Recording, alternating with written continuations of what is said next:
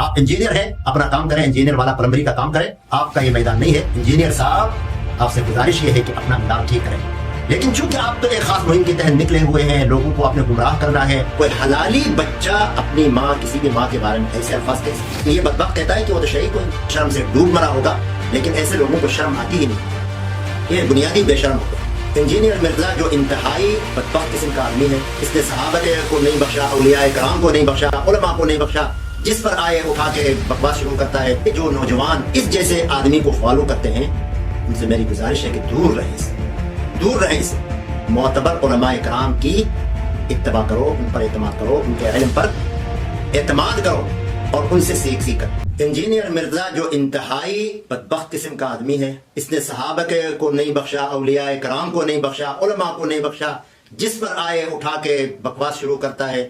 تو بہرحال اس کی ایک کلپ حال ہی میں میری نظروں سے گزری جو انتہائی بدتمیزی والی کلپ ہے۔ ماں کے بارے میں کہتا ہے ماں تو شہید کوئی نہیں، امی کیڑی شاہ ہے؟ کہتا ہے، وہ کہتی میں دودھ نہیں بخشوں گی، تو کہتا دودھ تو تیرا ہے ہی نہیں، تھا ہی نہیں تمہارا، تم تو اپنے چکروں میں تھی، اللہ نے اولاد دے دی۔ کوئی حلالی بچہ اپنی ماں، کسی بھی ماں کے بارے میں ایسے الفاظ کہہ سکتا ہے؟ قرآن کریم میں اللہ تعالیٰ نے اپنی عبادت کے ساتھ ساتھ کئی مواقع پر والدین کے ساتھ احسان، حسن سلوک، خدمت کرنے کا حکم دیا ہے، لیکن یہ بدبخت کہتا ہے کہ وہ تو شہید کوئی نہیں، کیڑی چیز ہے۔ یہ الفاظ انتہائی بدتمیزانہ ہے۔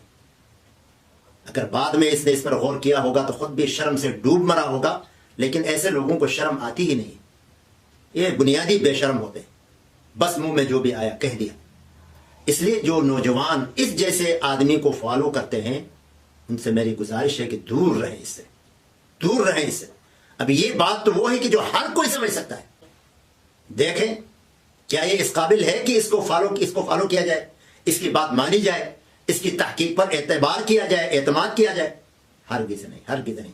معتبر علماء کرام کی اتباع کرو، ان پر اعتماد کرو، ان کے علم پر اعتماد کرو اور ان سے سیکھ کر چلو۔ ہاں تو شہید کوئی نہیں، اس پر میں نے بات کی تھی، تو آپ نے یا آپ کے فالوورز نے، آپ کے شاگردوں نے اس کو مذاقیہ انداز میں کافی اس پر اونچ نیچ کی ہے۔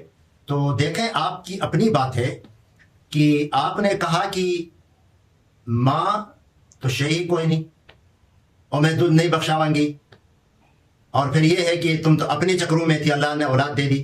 ان الفاظ پر آپ نے غور کیا ہے؟ ٹھیک ہے، آپ کی نیت جو بھی ہے، جس طرح بھی ہے۔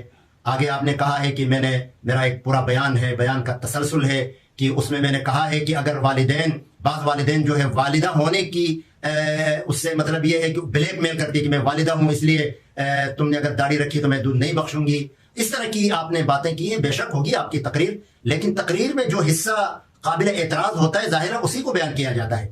تو اس میں آپ نے جس انداز میں والدات، ماؤں کے لیے جو انداز تکلم اختیار کیا ہے، یہ انتہائی نامناسب ہے۔ ٹھیک ہے، جو والدین اس طرح کرتے ہیں واقعی غلط ہیں، اس کے بارے میں تو صحیح حدیث موجود ہے، لا طاعۃ لمخلوق فی معصیۃ الخالق، کہ جہاں پر اللہ کی، خالق کی نافرمانی ہو رہی ہو وہاں کسی مخلوق کی اطاعت نہیں کرنی ہے۔ تو اس میں یہ بات واضح ہے کہ اگر والدین داڑھی نہ رکھنے کا، پردہ نہ کرنے کا، نماز میں نہ جانے کا، یا اسی طرح زکوٰۃ نہ دینے کا، کوئی اس طرح کے کسی شرعی حکم کی خلاف ورزی کرتے ہیں تو حکم موجود ہے کہ ان کی بات نہیں ماننا ہے، اللہ کے رسول کی بات آگے ہے۔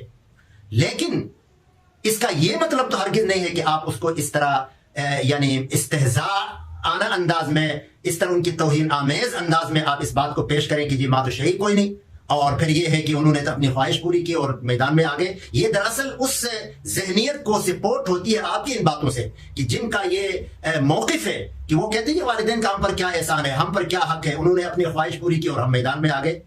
انجینئر صاحب آپ بھی، آپ کے فالوورز کو بھی میں یہ عرض کروں گا، 10 بستہ قرآنی تعلیمات کو مذاق نہ بنائیں۔